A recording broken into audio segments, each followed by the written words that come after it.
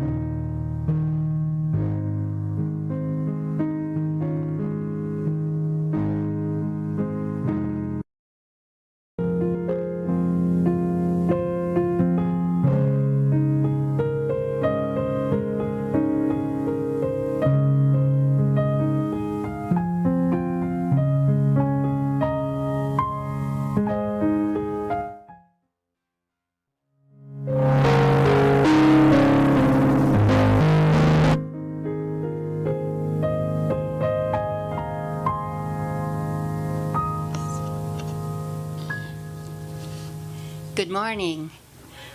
Hi. I'm Marianne Trouse. For those of you who's on Zoom may notice I have a black eye.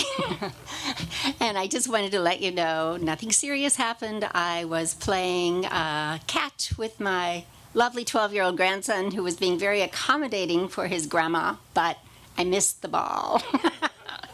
So you should have seen it last Saturday. Anyway, I'll be serving as your worship associate today. I'm delighted to welcome all of you and to welcome a UUFSD member, Wenda Alvarez, as our speaker today, our guest speaker. She's inspired us many times in this role. Wenda, thanks so much for being here today. Those of you at home participating via the internet, if you have your own chalice or candle, have it handy so we can all light it together. For those of you here, please silence your cell phones.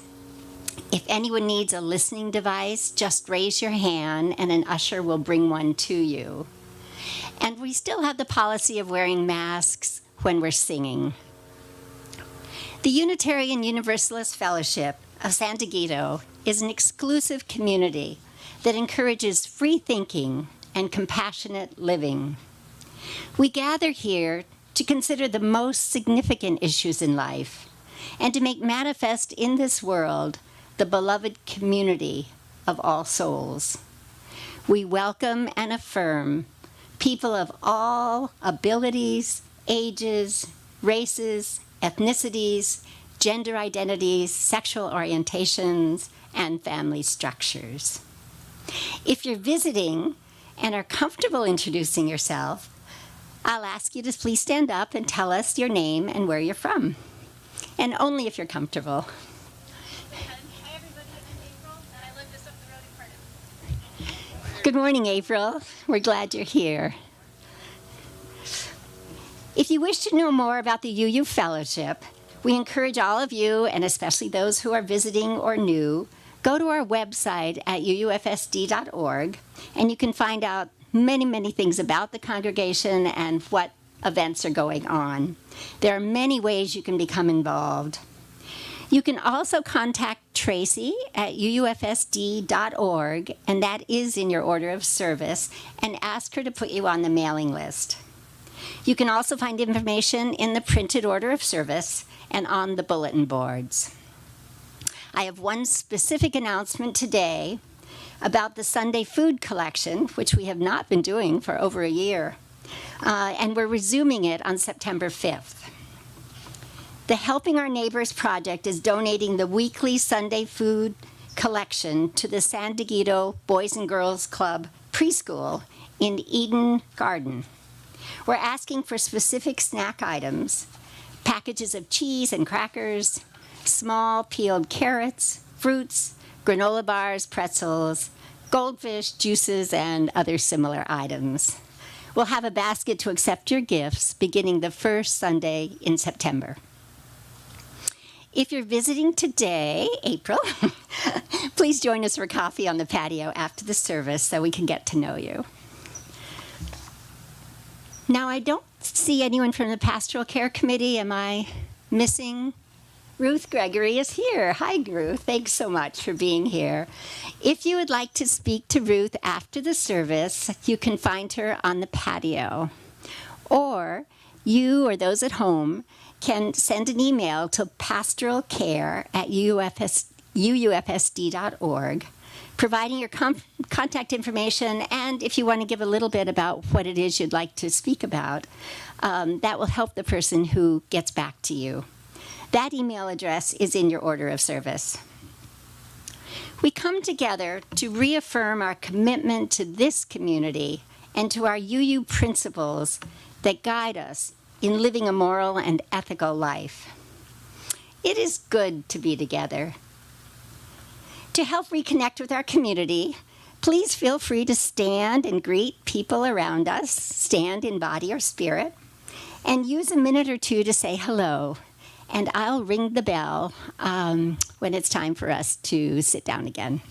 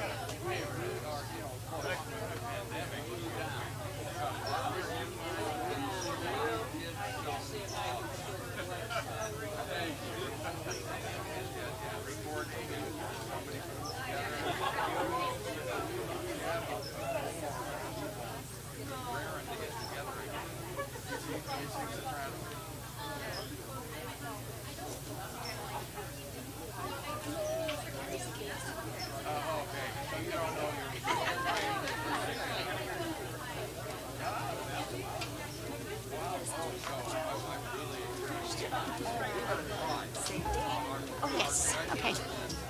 It's probably time. Thank you, Betsy. Awesome.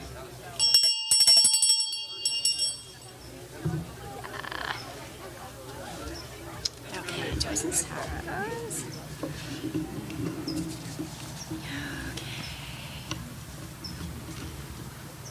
We begin the service with hymn number 368. We invite you to remain standing or to stand in body or spirit. Kathy Leach Phillips and Greg Phillips will lead us in singing, Now Let Us Sing. This is a two-part hymn. Feel free to sing whichever part you'd like. If you don't have the words in front of you, just one word changes with each verse. It's faith, hope, love, joy.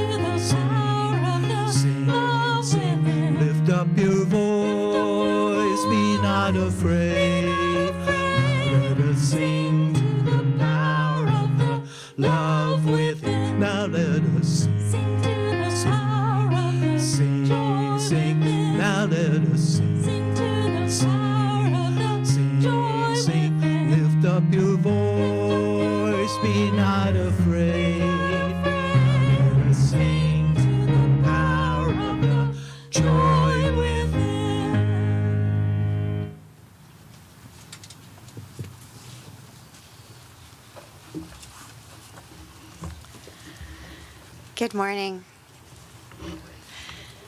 We open this service with words of meditation.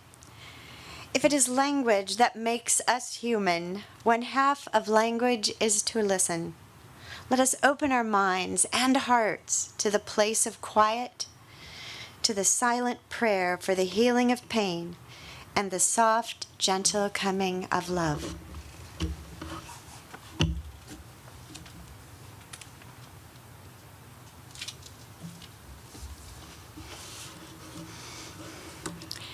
As a UU congregation, we are guided by the principles of our faith, which call us to take action to dismantle racism in ourselves and in our institutions in order to build a diverse, multiracial, beloved community. To that end, we take a moment to acknowledge the land on which we stand. We acknowledge that this land is the traditional territory of the Kumeyaay, Cupeño, and Lucieno peoples. The surrounding mountains, deserts, canyons, and shorelines are imbued with their presence. We seek to nurture our relationships with our indigenous neighbors and to share responsibilities to this place, their homelands, where we mutually abide. The Unitarian Universalist Chalice. Oh, I should actually light a candle for the indigenous peoples.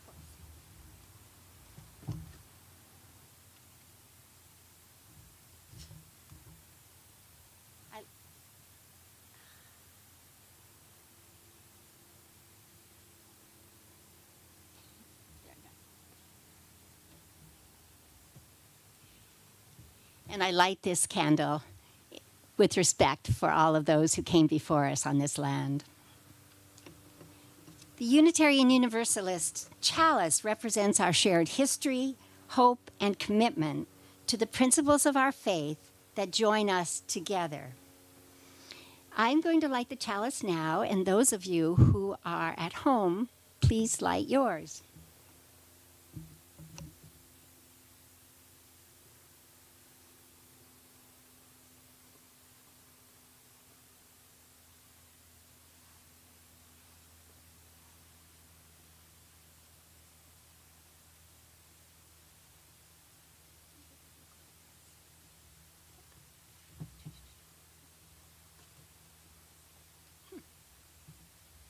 There was a globe. I don't see it right now, but if I see it, I'll put it on.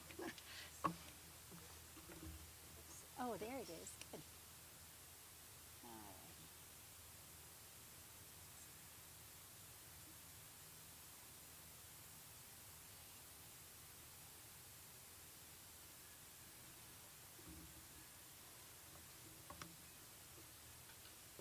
Thank you, Wenda.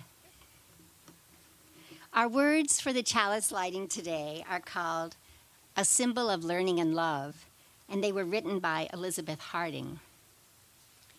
We Unitarian Universalists don't drink from our chalice. Instead, we use it to hold the flame. The circle of the chalice helps keep the fire small. The flame doesn't blind us. It doesn't burn us. It gives us light so we can see all the different things in the universe, even the invisible ones, because the Unitarian Universalist flame is a light of learning. The flaming chalice is a symbol of learning and of love. Please rise in body or spirit and join in singing our centering hymn, Spirit of Life, led by Kathy, followed by reciting our covenant. The words to both are in your order of service.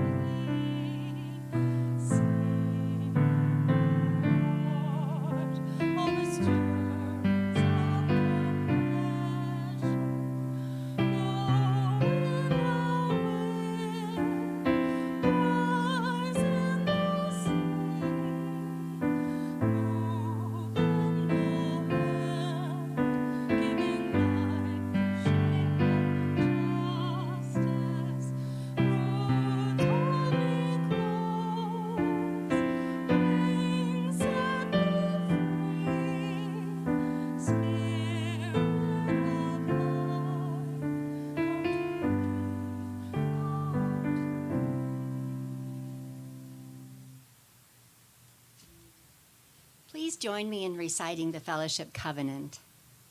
May love be the spirit of this congregation. May the quest for truth be its sacrament and service be its prayer. To dwell together in peace, to seek truth in freedom, and to help one another in fellowship. This is our covenant. You may be seated. I'll be reading 2 poems today about hummingbirds for our intergenerational sharing. And I think if there are children present, you can probably just stay where you are because this will probably take a minute. One of the poems was written by a 12-year-old and one by an adult. And maybe as you listen, you can kind of visualize hummingbirds.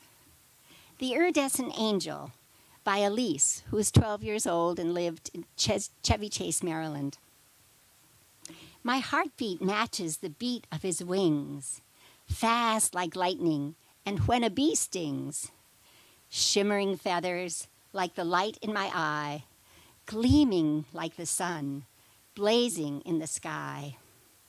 A beak so finely shaped, its perfection, no flower will ever face rejection. Radiant colors, rainbow, iridescent. Only one word fits, luminescent. Here I am face to face in an exquisite garden and alluring place with a dazzling beast, so flawless, so pure. You're sure to be awestruck. Let's hope there's a cure.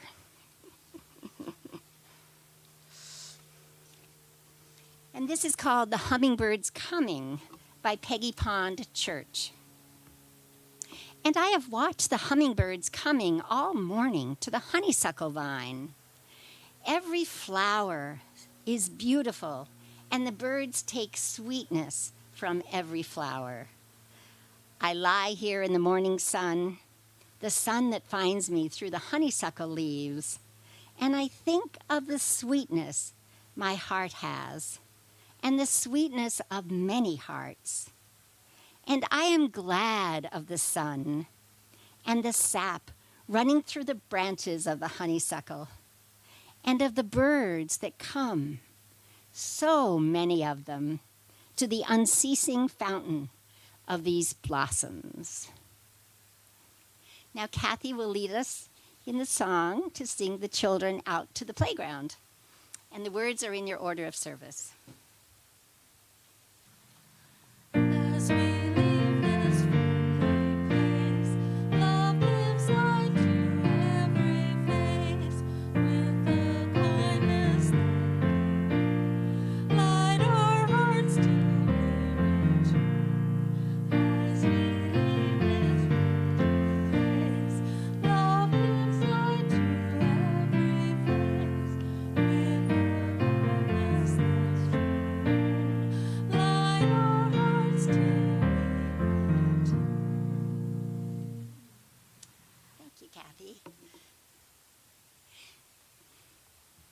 We now have the opportunity to give a financial offering to this, our spiritual home. Our offering underlines our commitment to this institution, our desire to see it continue and thrive, and our understanding that we are its primary source of support. Please give an amount that fills you with the pleasure of sharing what you can.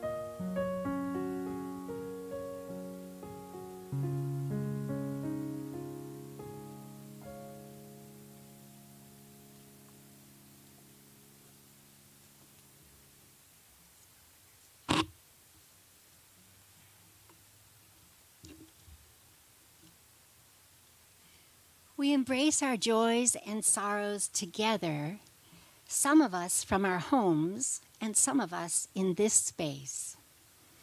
If your spiritual gathering is online from home today, please share your joy or concern in the chat.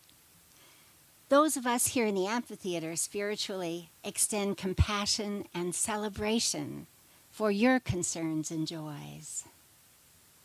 And for each of you here in person who shared a heartfelt joy or sorrow in our book at the greeter table this morning, I will read those, and Wenda will put a stone in the water to acknowledge each of them and symbolically immerse your joy or sorrow in the flow of life that embraces all.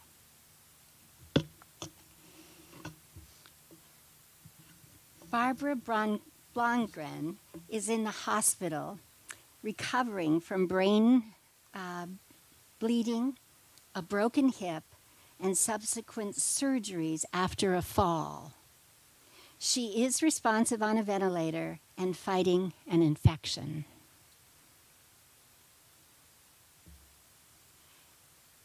Eleanor Batho was recently diagnosed with stomach cancer. She is here. She is home. We'll have a follow-up appointment, and help will be graciously accepted. And now a joy. Liz Skinner gave birth to Julian Gregory Whalen on July 30th. He weighed in at 6 pounds and is 19 inches long. They are both doing well, and he has the most beautiful head of hair. Allison's aunt, Mary Lou, passed this past Saturday. It was unexpected, but she was surrounded by her loving family. She is survived by her 3 daughters and their families, her older sister, Susan McLeod, and Liz Smith, her younger sister. Beloved by all and a teacher until the end, she will be missed.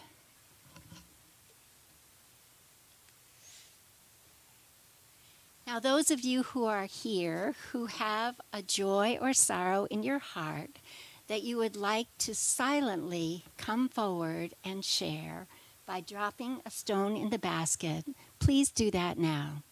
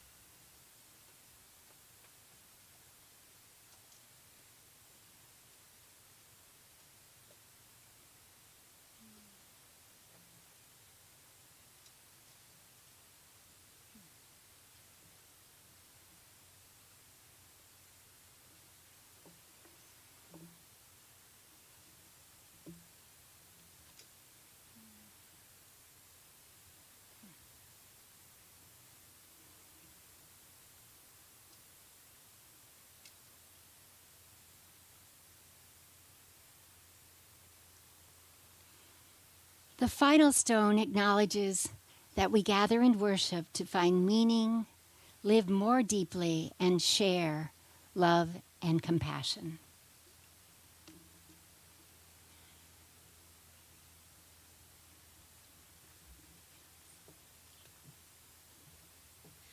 We have a responsive reading that you'll find in your order of service. It's a meditation that precedes us going into silence. So when we finish the responsive reading, then we'll go right into silence, and we won't be singing a meditation today. So we'll go right into silence, and then we'll be brought out of that silence by the chime. 30 spokes share the wheel's hub, and join with me. It is a center whole that makes it useful. Shape clay into a vessel, It is the space within that makes it useful. cut doors and windows for a room. It is the holes that make it useful. Therefore, profit comes from what is there. Usefulness comes from what is not there. Okay. We'll now enter a time of silent meditation, reflection, or prayer.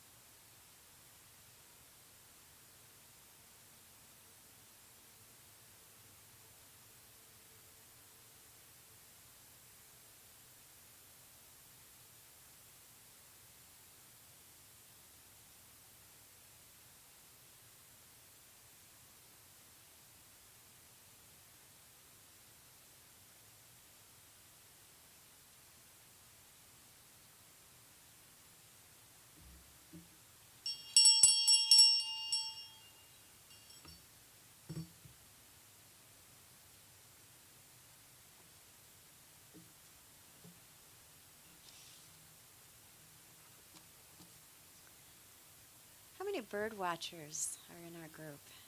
I was looking, oh wow, lots, great. I hope you will share with me your stories after I share what I've learned. It was a dark and stormy night. No, really, it was. In late January, my emotions and at times my highest concern seemed focused on a tiny nest attached with spider silk near the end of a very thin limb of our macadamia nut tree. Do you remember our last good rain? It was in January, late January, when about 2 inches fell within 5 days. A week or so before that storm, our macadamia nut tree became home to the female hummingbird. And we noticed what I know now to be textbook perfect nest, looking like another bump on a branch.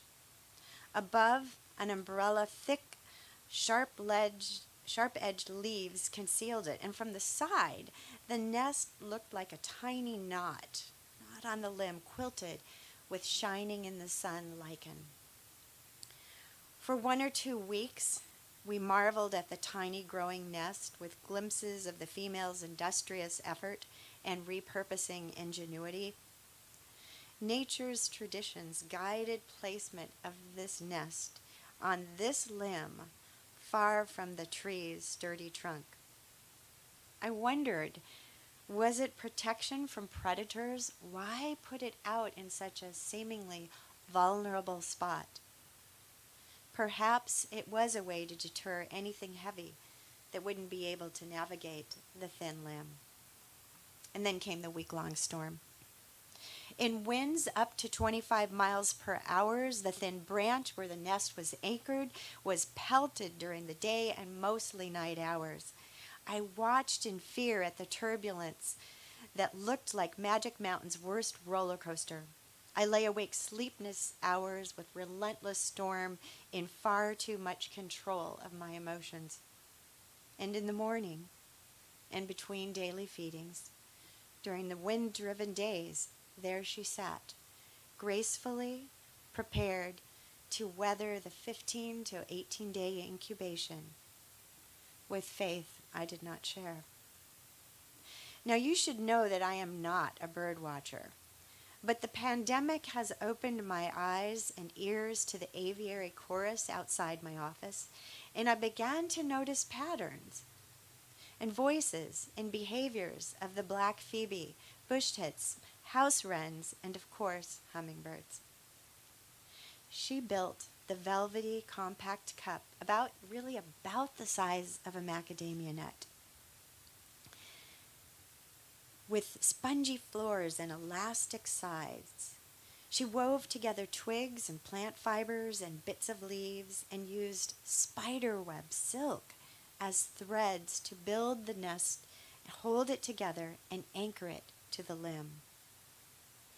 And there, in that empty space, was its usefulness, the place that could stretch as the hummingbirds grew. My hummingbird teacher drove me to consider the science and the purpose of its nest materials. I'm never satisfied with just accepting what is. I always ask why. Including the nearly gem-like coating, the lichen, which is the final camouflage. In anxious hours, I devoured information on hummingbirds and storms.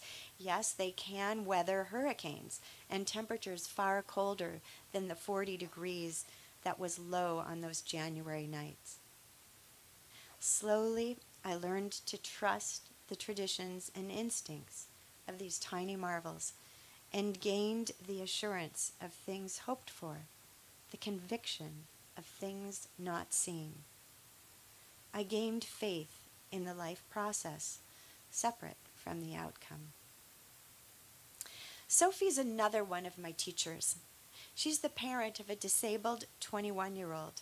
I initially got to know Sophie by meeting her here at UUFSD. And then I discovered she's a neighbor. She practically lives right behind me. And I learned that she is a gentle, courageous, fearless advocate.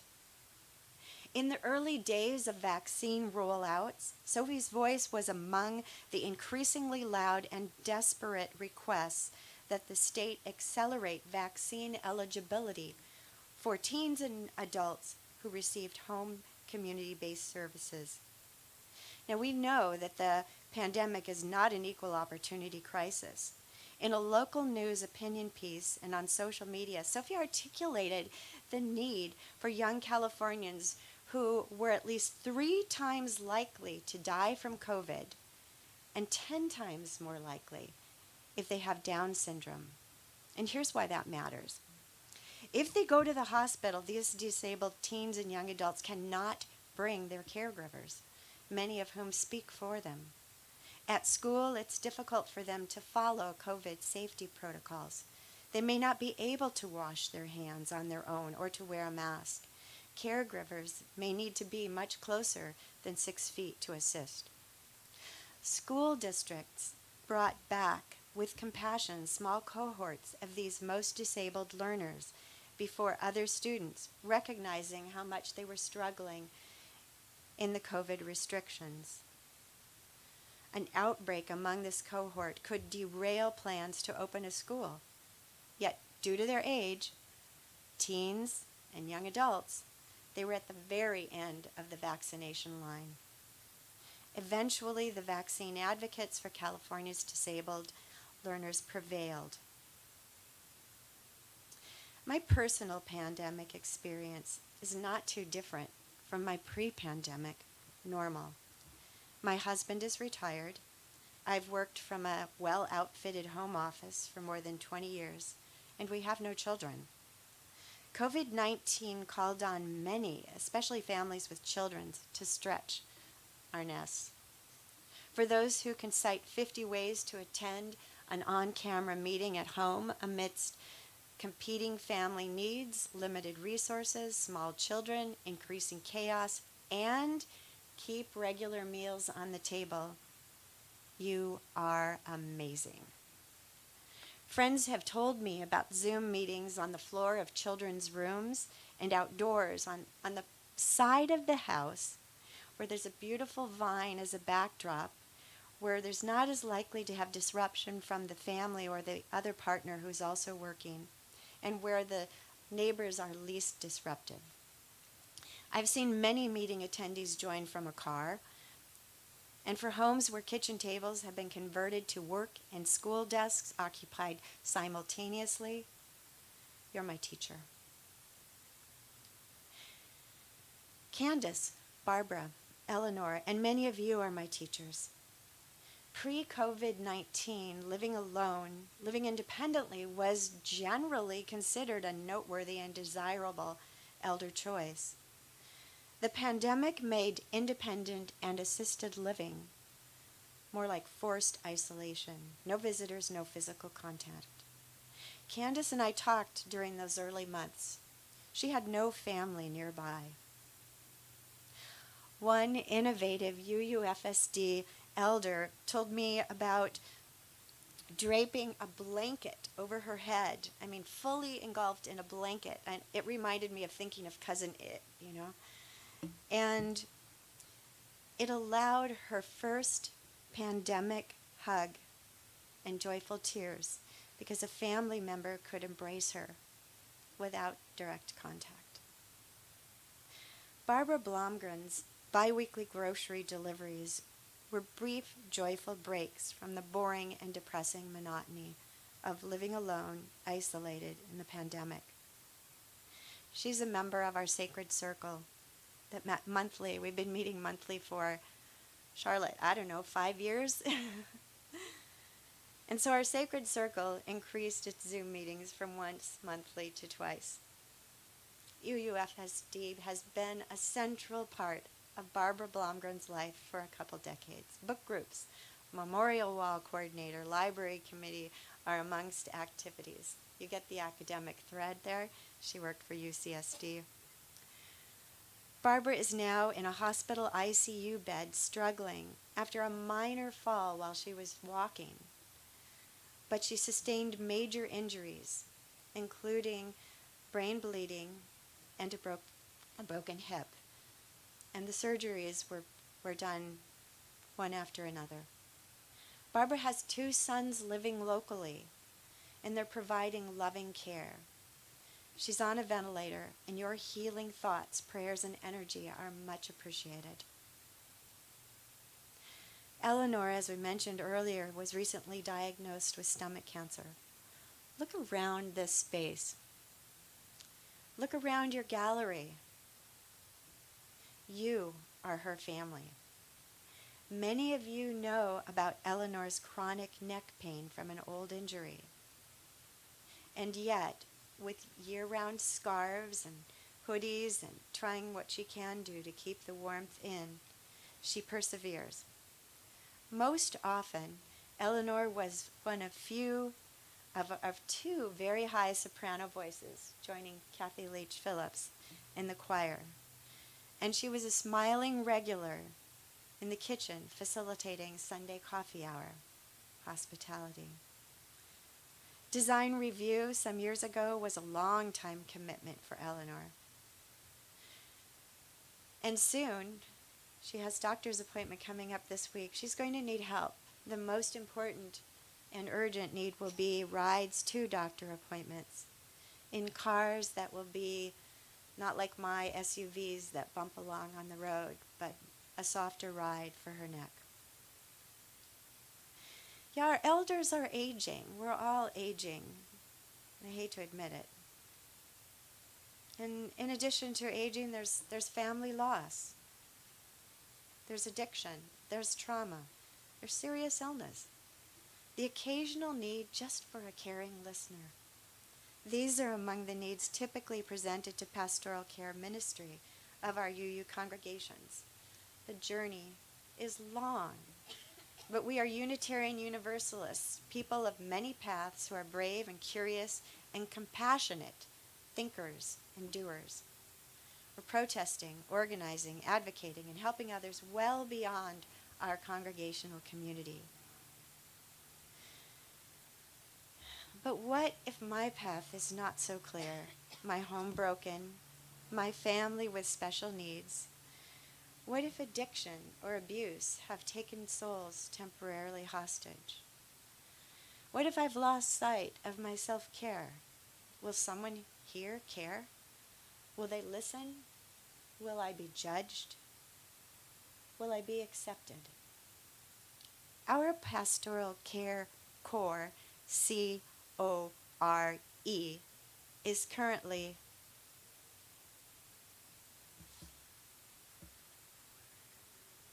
three people. We need a CORPS core. Strangers are my teachers. Generosity with those in need is a recognized positive quality that we indulge in greatly. It's part of our justice ministry and a core of Unitarian Universalism. When we help the needy, voila, we feel good. Most likely, it's a place and a time we've had some measure of selection in, and we have some measure of control, whether to accept the mission or not. Family and friends are a little more complicated. We generally need to respond to their needs on their time. And there's history. We may have formed opinions about whether they really need, or deserve help, and maybe decide that they aren't in as much need as the stranger or the organization to which we give with less connection. And there will be communication. We just don't have the same control. But here's what I know. In January, on day 5 of that storm, remember the hummingbirds? The single bean-sized egg was gone. And when crisis or change creates upheaval in my nest, I'm going to need you. So please take the time to forgive my baggage and our uncomfortable past, and I will be so grateful. Like a hummingbird's nest, I have faith we can all stretch. Care and compassion for the people beside you, in front of you, behind you, the ones we can't see and haven't met, is what recovery from this pandemic, its changes, and the next storm will require. We are a faith that honors your mind, your heart, your journey, and our relationships with each other. Another new time is upon us, a time of and, not or, a time to expand our congregational care, CORPS, to many doing just a little. Namaste.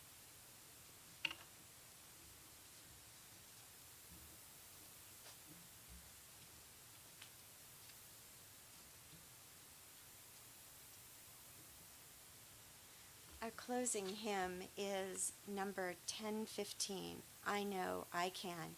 We'll sing verses 1, 2, 4, and 5. So in your blue hymnal, number 1015. If you don't have the words in front of you, the chorus is, though troubles wait at every turn, I know I can go on. And then the last verse is, when hope awaits at every turn, we know we can go on.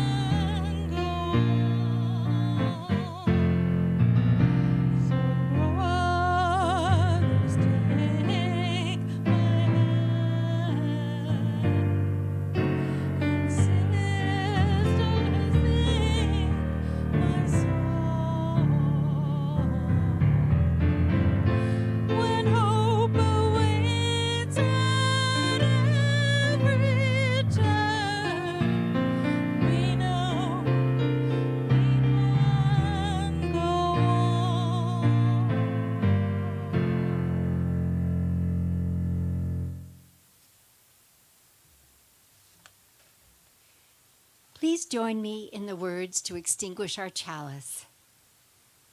We extinguish this flame, but not the light of truth, the warmth of community, or the fire of commitment. These we carry in our hearts until we are together again.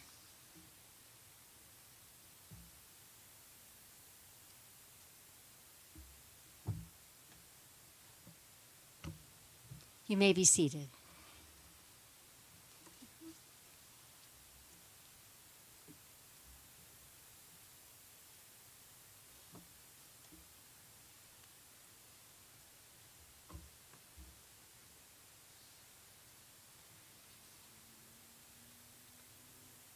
We are a house without walls, a congregation without spiritual limits, and a movement that calls you to put more faith in ourselves, our beliefs, our communities, and each other. We invite you to stay, enjoy Katie's postlude, and then to join us on the patio across the path for some coffee and refreshments.